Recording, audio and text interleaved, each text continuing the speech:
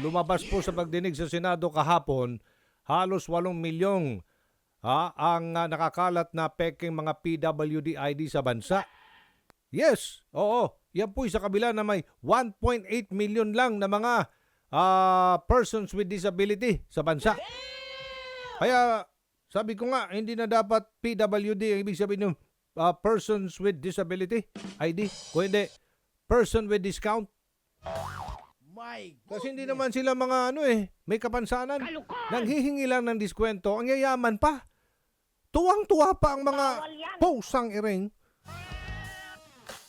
Mga magugulang itong mga ito.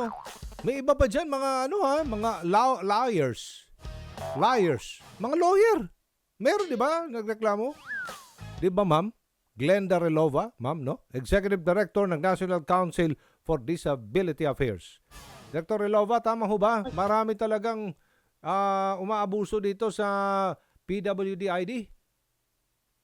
Magandang umaga po, Sir Opo, ma'am. Aljo. Totoo po, lumabas Yes. po yan doon sa estimate po kahapon Oo. sa Senate po sa ating public hearing. Opo.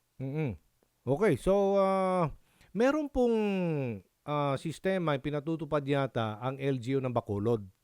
Meron sila doon parang QR code. Para masiguro talaga na hindi fake. Itong mga, kasi nabibili daw yan, ma'am eh. Itong mga ganun, nakukuha Opo. daw. Oo, tsaka Opo, iba dyan, sir, papagawa. meron. Oo, paano po? Okay, go ahead po, ma'am. Kahapon po, pinresent po ni Mayor Albi Benitez Yes, yung ng system po ng Bacolod. Bacolod City. Opo, na na-verify po through QR code. So pagka meron kang cellphone at binaril mo yung ID, lalabas na po yung information Yun. niya. Oo. So, tama naman po yun. And we are encouraging din naman po na ang ibang LGU to use the same system po para po mas mabilis po yung verification. Oho. Pero yun nga po, we also have to take into consideration the data privacy din po Opo. ng ating mga persons with disability na kung maaari, halimbawa once binaril, ang lalabas lang po ay verified or authentic at hindi po lalabas yung mga information po ng ating mga persons with disability. Ayun, nakalagay Opo. lang na authentic. Ganon, nakalagay lang na para pera. Pag gano'n na, ito, authentic to. May binaril, may Opo, QR code. yung Hindi lang ID lalabas. Hindi lang siguro lalabas yung iba pang mga importanteng detalye. Pangalan lang nakalabas doon. Pwede ho. Pwede. Opo, pwede po yung pangalan saka po yung kanyang ID number kasi ID through number. the ID number po nakalink up po. sir. Hindi lang yung Pwede po ang yan. address niya, cellphone number, email address, gano'n ho, di ba? Tama ho ba? Yes sir, Okay. opo. Violation na po kasi yun ng Oo. Data Privacy Act. At saka may mga panukala din na bakit hindi lang i-centralize. Isa na lang, departamento mag-i-issue po ng PWD ID.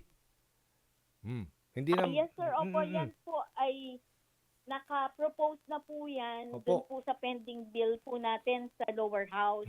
So, and I think it was also supported by Congressman Erwin din po O nga, si na Kong magkaroon Erwin na tayo Tulfo. ng Opo. Central. Mm-mm. So, unified design with safety feature po at saka po central issuing authority po. Ayan ha. Ano po reaksyon ninyo ng mga PWD sa isyong ito na nagagamit po sila para po tawag nito, makapanggancho, ika nga, no? Makapanloko. Ano po Opo, masasabi niyo dito, ma'am? Opo. Ito po isang nakakalungkot na occurrence para po sa legitimate po na miyembro ng sektor ng may kapansanan. Kasi po, dati, it's easier for them to use their ID. Kasi ipakita lang yung ID, then they can access the privileges and benefit. Ngayon po, tumatagal pa po dahil nagkakaroon pa ng verification, dahil nga po the proliferation of fake IDs po, which is kinakailangan din naman pong gawin ng ating mga establishment kasi po 75% of the burden po ay napapasa sa kanila dahil hindi naman po 100% fully tax deductible po yung mga discounts po. Okay, sige po. So, right. Oo nga. Iba naman, bakit ho, yung iba naman po, kung talagang legit, no, talagang totoo namang mga may kapansanan, yung iba po talagang mga establishments din,